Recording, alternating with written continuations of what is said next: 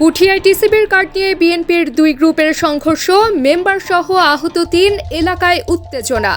বিস্তারিত দেখুন শাহাদাত হোসেনের প্রতিবেদনে।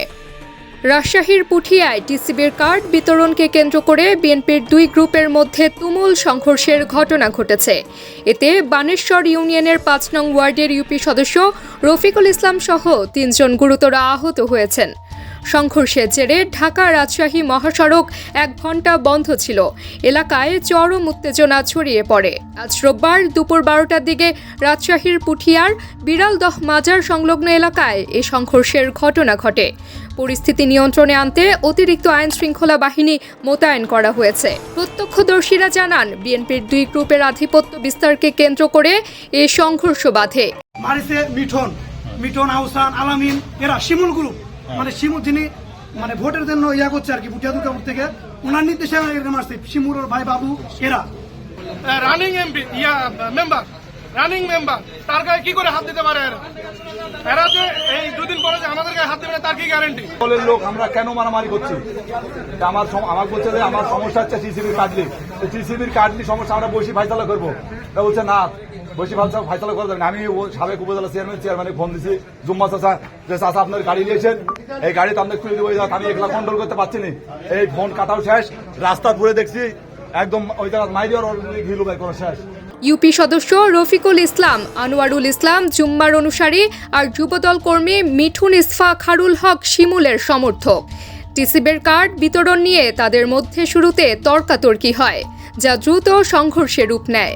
সংঘর্ষে গুরুতর আহত হন ইউপি সদস্য রফিকুল ইসলাম। তাকে আশঙ্কাজনক অবস্থায় রাজশাহী মেডিকেল কলেজ হাসপাতালে পাঠানো হয়েছে। এদিকে রফিকের সমর্থকরা মিঠুনের মামার দোকানে হামলা ও ভাঙচুর চালায়। সংঘর্ষে আহত অপর ২ জন হলেন আহসান ও মিঠুন। ঘটনার পরপরই পুঠিয়া থানার ওসি কবির হোসেন জানান, সংবাদ পাওয়ার সঙ্গে সঙ্গেই আমরা ঘটনাস্থলে পৌঁছে পরিস্থিতি নিয়ন্ত্রণের চেষ্টা করি। অপরাধীদের বিরুদ্ধে আইনগত ব্যবস্থা নেওয়া হবে।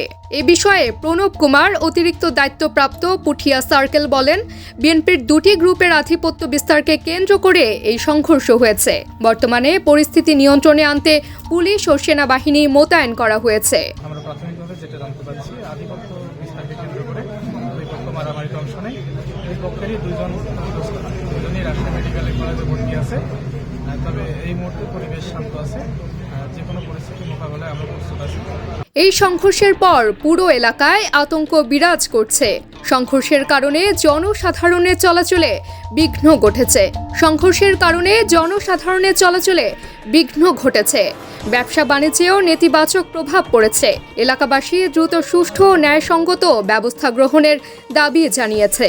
এই রক্তক্ষয়ী সংঘর্ষ আবারও প্রমাণ করেছে, রাজনৈতিক দলগুলোর মধ্যে বিভক্তি কেবল ব্যক্তিগত স্বার্থেই বাড়ছে, জনগণের স্বার্থ রক্ষায় নয়। আইন শৃঙ্খলা বাহিনী যদি দ্রুত কার্যকর পদক্ষেপ না নেয়, তবে ভবিষ্যতে আরও বড় ধরনের সংঘর্ষের আশঙ্কা রয়েছে।